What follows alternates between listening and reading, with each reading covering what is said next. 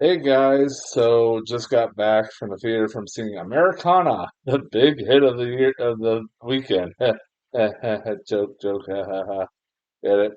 Yeah, the movie that infamously bombed. I've been told a lot about how this movie's been bombed. But apparently, there's a lot of articles about that. This movie bombed. Let's just get the most obvious thing to talk about out of the way first. I guess I should. I usually don't get into politics on this fucking thing. Like I try to leave politics out. Thank God I didn't have to review the Trump documentaries back in October that I had. Um, I guess it's close to a bit political, even though it's not really. It's not really political. It's just fucking everybody being childish. I'm talking about Sydney Sweeney. So, if y'all know, she's in this movie. And a lot of the headlines I've read over the last couple of days, before even seeing this movie, was Sydney Sweeney's new movie bombed right after all that American Eagle controversy. I'm like, listen, one, if you think that's the reason why this movie bombed, you're an idiot. One, I can tell you exactly why this movie bombed.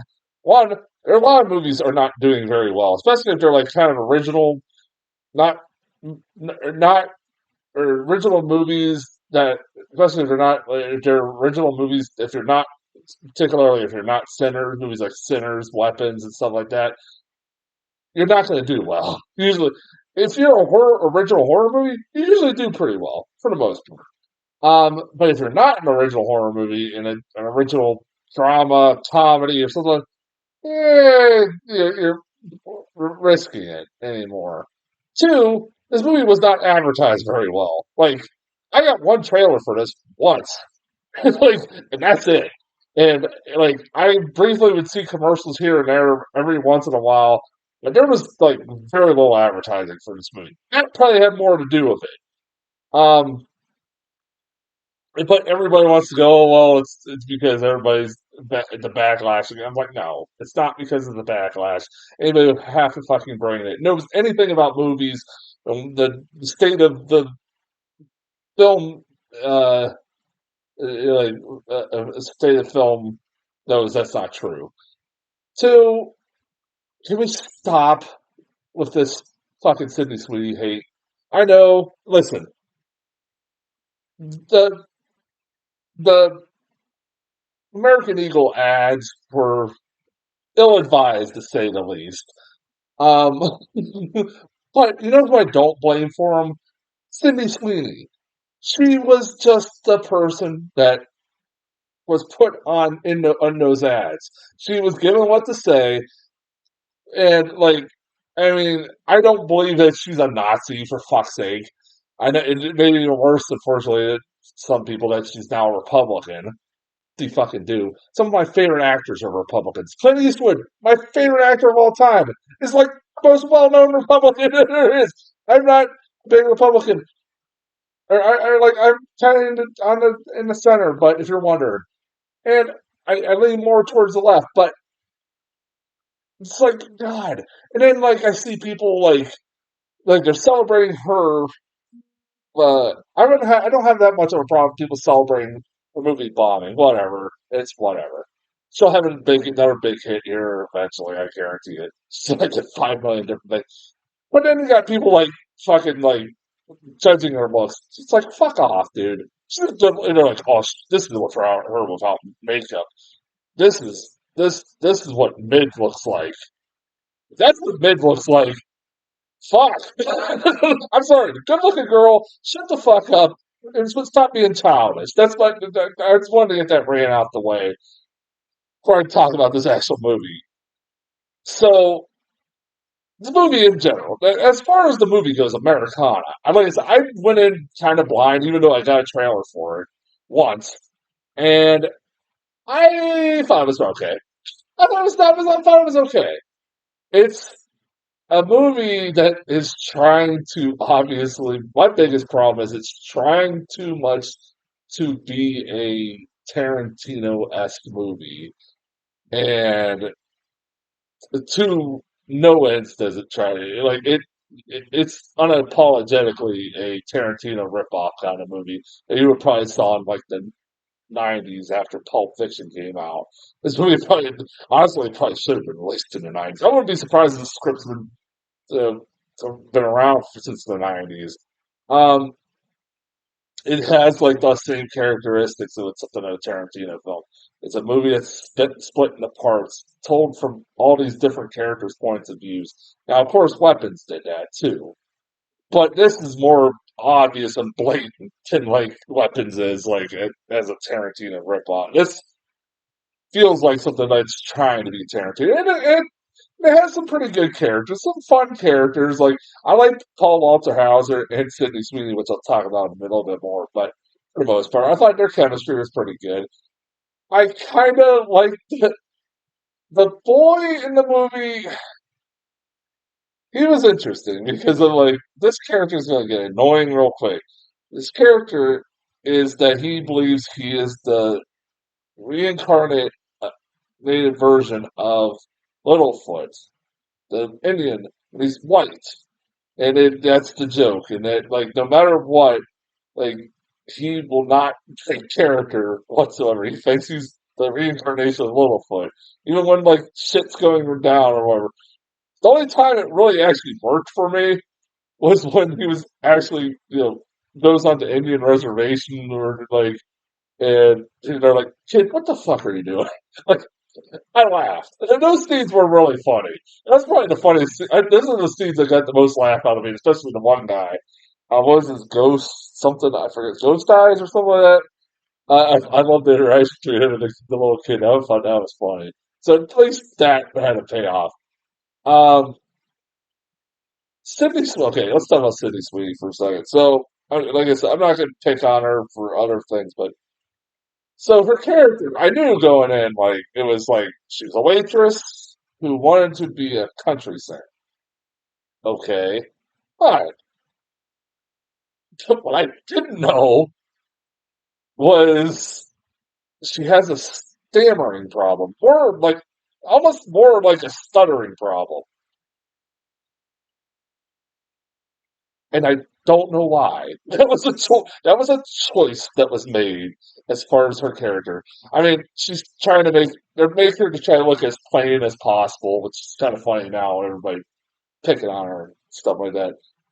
But like they put freckles, obviously fake freckles on her. Um, and the most fakest looking freckles I've ever seen in my entire life. And they try to make her as plain as looking as possible, as you can probably make Sydney Sweeney look. And then they just like make her have a stuttering problem. Like at first I thought like, okay, this is just her character, weird way to meet her character. Like she's well, when we meet her character, Paul Walter Hauser is talking about this proposal, and it's a little awkward. And it's like, okay, that's probably why. But no, she has this problem for the rest of the movie. Like, oh, hmm, why? I don't know why, and it's fucking weird. And it's like, is that really necessary? No, it's not. I, I guess everybody. I mean, it's could be worse. You could try to be playing a mentally challenged person and go full retard, like I am saying. Like at least she isn't like simple jack levels or anything like that. But like it could be a lot worse. Uh, oh God, fuck it. I can imagine trying to do that. And then like weirdly enough, like at the end, it's like her singing. Like, is she now gonna try to become a singer? Like, you remember that period of time? Everybody remember that period of time, like in the '90s and early 2000s? Like every famous actor tried to, especially young actors, tried to become a singer and failed at it. Like Jennifer Love Hewitt. I think Lindsay Lohan at one point tried to do that. I think who else? I don't know. But yeah, like it's like she's trying to do the same thing now. I'm like, all right, sure. Um, and it's like her trying to venture off and I don't know. I'm not gonna pick on her. Like, but it's like the choices with like her choices in this movie. Like I said, the movie. like I said, it tries way too much, and then like there's way too much going on in this movie. Like really, like for first half of the movie, like got enough stuff going on. Oh, you got Eric Danes in it too, and like I'm glad to see him in something. That's sure is probably one of the last roles of his health problems. Get well, man.